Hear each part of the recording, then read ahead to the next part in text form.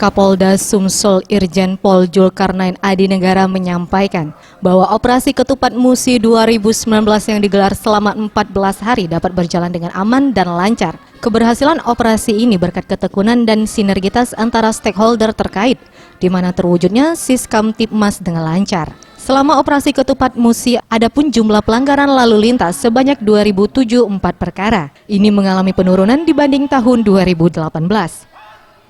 Bersama dengan TNI, pihaknya akan mengawal pelaksanaan sidang sengketa Pileg dan Pilpres 2019. Sidang akan dilaksanakan pada 11 sampai 28 Juni 2019. Beberapa laporan terkait dengan sengketa legislatif berasal dari 12 kabupaten kota yang ada di Provinsi Sumsel. Secara umum, alhamdulillah berjalan dengan baik, aman, tidak ada sesuatu yang menonjol banget.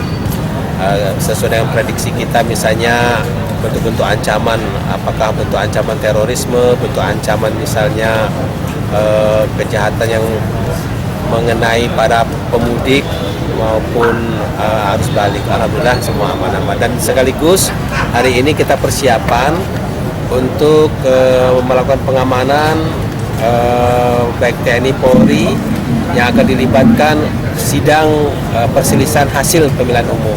Kita ketahui Sumatera Selatan yang ada, tadi sudah saya jelaskan, hanya untuk DPR RI ada 2 kasus yang dilaporkan ke MK, kemudian di PRD Provinsi ada 4 kasus, sedangkan 21 kasusnya lagi untuk DPRD Kabupaten Kota. Sedangkan Pilpresnya tidak ada masalah untuk di Sumatera Selatan. Pangdam 2 Sriwijaya Majen TNI Irwan menambahkan, dengan selesainya operasi Ketupat Musi ini, masyarakat dihimbau agar terus menjaga keselamatan berkendara. Pihaknya juga siap melakukan BKO terhadap personil TNI, guna pengawalan sidang sengketa Pileg dan Pilpres 2019 bersama Polri. Untuk pengamanan sidang ini dalam sidang ini kita siap BKO kan.